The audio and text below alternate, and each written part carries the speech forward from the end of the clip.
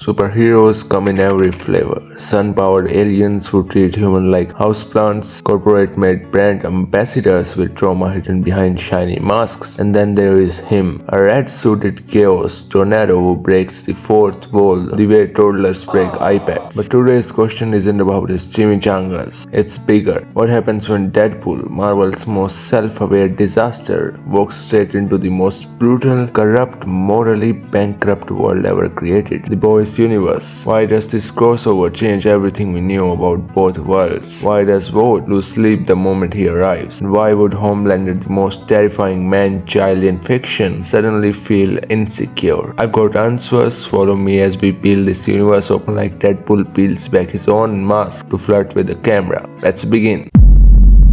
Deadpool doesn't get teleported here through a time portal, multiverse crack, or Deadpool 3 plotline. Nope. He shows up because Amazon ordered it. Literally, he turns around, look at us and says, they needed watch time, so they summoned me. And boom, he's in New York. Vought Tower staring at him like a corporate eye of Sauron with a marketing budget. Now in the Boys universe, superpowers don't come from magic, ghosts, or radioactive mistake. They come from a blue liquid called Compound V, brewed in a lab by people who haven't slept since 2009. Side effects include super strength, ego problems, and 98% chance of becoming a walking PR nightmare. Hell no! But Deadpool doesn't need Compound V. He's basically immortal. He generates from a puddle and has the awareness of a YouTuber who just found the comment section. Which brings us to our first big question. Why Deadpool is Vought's worst nightmare? Superheroes in this universe are manufactured like TikTok influencers. They get brand deals, movie deals, and training on how to cry convincingly on morning talk shows. But Deadpool is the content manager's apocalypse. He can't be controlled, he can't be scripted, he can't even be censored. The biggest threat he brings to Vought isn't violence, it's truth. He walks into Vought Tower, cuts through the security like they're made of butter and paperwork, and says, hey guys, I read the script, you're all evil. Also, your merchandise sucks. Ashley spirals. Homelander tilts his head like a confused cat. A-Train pretends he didn't hear it, and the Deep tries to emotionally bond with him for some reason. Suddenly, Vought has a real problem. Someone in this universe knows the truth and won't shut up about it, which brings us to the real conflict: Deadpool versus Homelander. Now normally in superhero crossovers you get an origin clash, a dramatic stare down, maybe a few lightning strikes for atmosphere, but here Homelander flows down through the sky like the world's most terrifying theater kid, and Deadpool just waves and says, look, it's Superman if he was raised by Twitter. Homelander's smile twitches, his eye lasers warm up, and for the first time he feels threatened.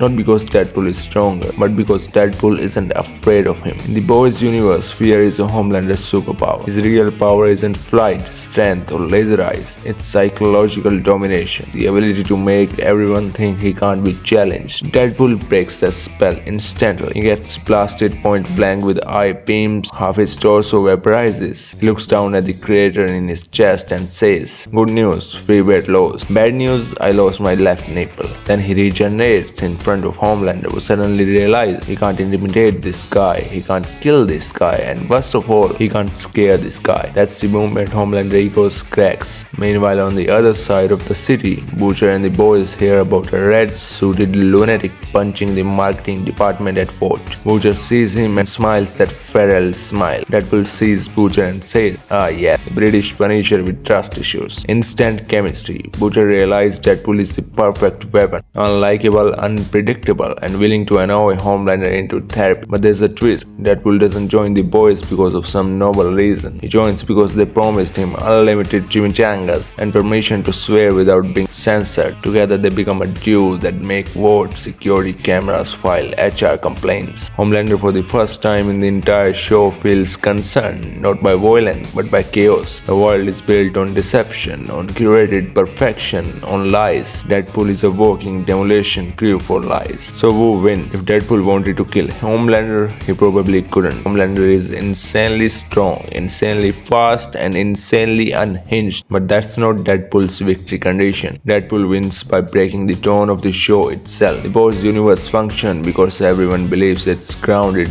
gritty, depressing, and hopeless. Deadpool refused to play by these rules. He jokes, he mocks the plot, he reveals secrets, he ruins dramatic tension by narrating it out loud. It doesn't destroy the Boys universe with violence. he destroys it with genre awareness. Imagine the final scene. Homelander charges at him. Deadpool steps aside, Butcher lands the final blow, and Deadpool turns to the camera. Thanks for watching this crossover nobody asked for. Don't forget to like and subscribe before Amazon sues me.